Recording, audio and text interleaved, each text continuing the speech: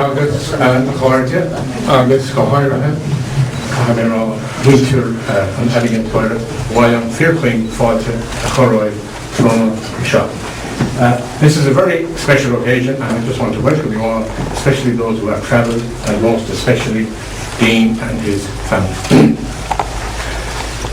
Normally at this point I introduce the speaker in glowing terms, so I just dispense with that this evening. Just to say that the dreaded words that no artist ever wants to hear, and certainly no gallerist ever wants to hear, is I know nothing about art, but I know what I like. It's very often what starts speeches in this gallery and in lots of other galleries, and those dreadful words we don't want to hear. But anybody who does know anything about art knows that someday they're going to walk into a gallery, they're going to walk into an exhibition that is going to open their eyes, that is going to shake them up, that's going to change their way of thinking, that's going to introduce them to new ideas and maybe dispense with a lot of old ideas and habits that they had. And I have to say, for me, this is just such an exhibition. In a word, it is very strong. In another word, it's pretty exhilarating. It's exciting.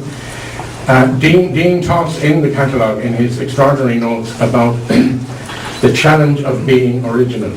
Well, I have to say, I think he did very well in that department, because this is a remarkably original collection. It's a risk-taking show.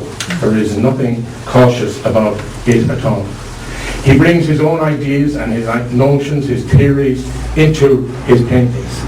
And I have to say, he expresses them in a remarkably individual way, with a lot of style, with enthusiasm, and it appears to me, he talks about influences in his notes, but I don't see that many of them here. And what ideas he put in front of us, what symbolism, what thought processes. Such extraordinary imagination. I mean, who, for God's sake, would have thought to juxtapose, the most exquisitely formed shape of Venus de Milo with the most hideously ugly modern building development in Salt Hill, Daily Point. I mean, yeah. Who would have thought to bring the symbol of the American Democratic Party into Lower Salt Hill with John F. Kennedy? Actually, I was standing here on my own looking at these paintings today, and I was thinking of Brian Farrell, the RTE journalist, who as a very young cub reporter came to Galway to cover this Kennedy visit. And it was for the radio, and he was carrying very heavy radio equipment. He came to the sports ground where Kennedy landed. He covered the landing, and then Kennedy went off to the square to be given the freedom of the city, etc., and make his way to Salt Hill, where the helicopter was going to take him away. And Brian Farrell had to get to Salt Hill with all this very heavy equipment, but there was no traffic in Galway that day. So the fire chief said, "It's okay, we'll take it. We've got the fire engine here."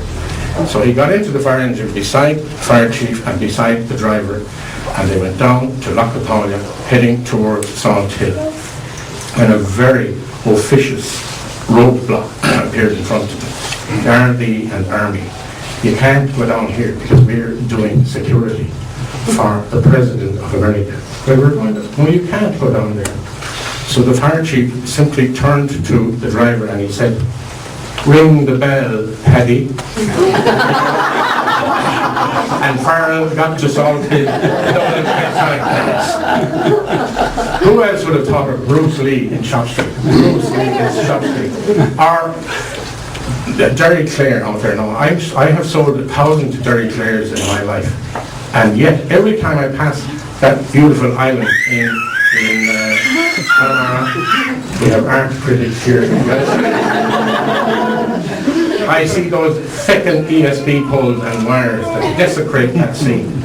This is the first out of 1,000 Derry Clares that has ever not only featured, but really, the Derry Clare is a minor feature compared to the ESB pole. And as for Icarus, Icarus makes several appearances here. Icarus is here, this is a kind of Icarus and Daedalus painting here. Icarus is the guy who tried to fly to the sun and his wings melted and he crashed to the ground. But Icarus has now been transposed to Salt Hill. This is the Salt Hill Icarus here, floating off the tower in Blackrock.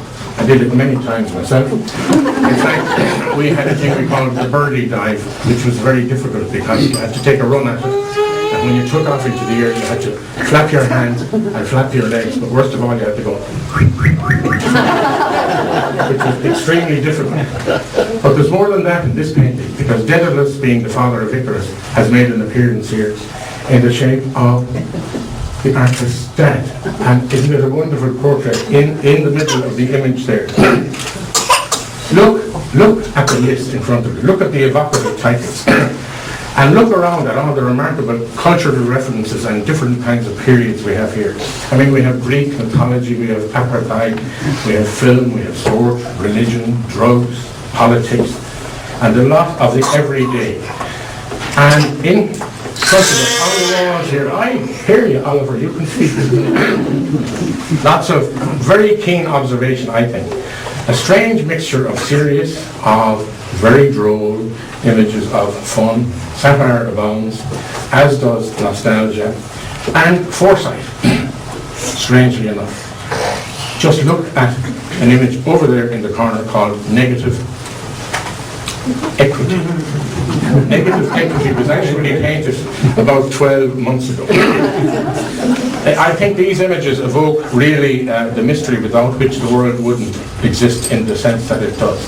They're full of love, they're full of warmth, affection, but they also present to us the harsh realities of life, and they provoke. They intrigue, certainly me, and challenge. His style is based on the great traditions of art, really. Fine drawing, construction, good design, wonderful and imaginative use of colour.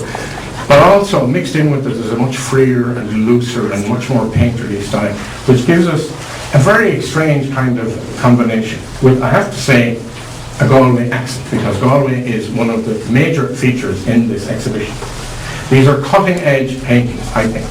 These are really, there are no cliches here. It's wonderfully professional. I'm probably going to have to give this fecker a raise after all. But I'm saying it anyway. And it's not so much what you see, but what he is making you see that is the challenging thing here. Now, as to Dean himself, he's a very modest man. He came here when he had a lot more hair. We're probably responsible for that. I don't want to get too personal about him, but I can tell you he's a very smooth dancer. When he's full of wine. People say to me, is he working for you, Tom? And I say, yeah, at the rate it's going, I'll be soon working for him. I have to say, he is a man of wonderful courage, because this is a very courageous show. And it is, in just over 40 years, it is the second exhibition that we have had by a member of staff. And I'd just like to tell you briefly about the first, which was almost 40 years ago. It was by a Swedish artist that we had working with us, and it was extraordinarily colourful and very abstract. And 40 years ago in Salt Hill, that was very adventurous. Maybe a bit previous, as they say. And the Swedish ambassador came to open it, and very thoughtfully he brought a couple of cases of booze with him. Now, at the end of the gallery we had a desk with a few decanters and glasses, and as your wine emptied, we topped it up. So when I got to the desk, there was a decanter there of clear liquid. What's that? Swedish wine. Oh, Swedish wine. Hiya, Dean. How are you? You're welcome. Would you like some Swedish wine? Oh, yeah, thanks. So here's a tumbler of Swedish wine. Anyway, the ambassador made a wonderful speech, but things were getting decidedly jolly. There were fellows trying to crawl up the walls, go through windows and so on. And it turned out to have been aquavit.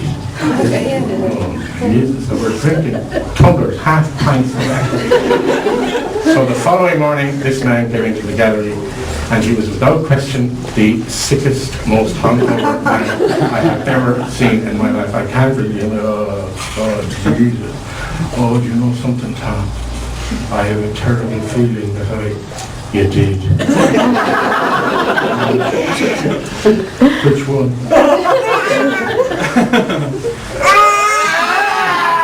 The sheer pain and torture in its face was something to behold. And I said, do you want the good news now? You paid for it as well. But I said, I'll tell you what, I have the check here. If you don't like the painting, it doesn't matter. I'll give you back the check. You don't need to take. No, I said, no. I will take the painting with me. I'll take it home, and it will always be a lesson to me. Never, ever drink too much at an exhibition. Now, 40 years later, it is his pride and joy, this painting. It has grown on him, and he absolutely loves it. And I want to finish by telling you that if you buy any of these images here this evening or over the next week or two, they will have exactly the same impact on you. You will grow to love it and love it even more and more and more. So if I can just finish by mentioning briefly John O'Donoghue, the late and much lamented John. I was thinking of him today because he was talking once at an opening about how wonderful creative work is when you're looking at it. You're standing in front of a painting and maybe your body is in the same place for 10 minutes or 15 minutes. But your mind and your imagination is being transported away on most extraordinary journeys to places that you probably never dreamt of. And that is the kind of impact I have gotten from these paintings and this exhibition. And I have to say, it is really with great pleasure that it is now open. So thank you for your attention.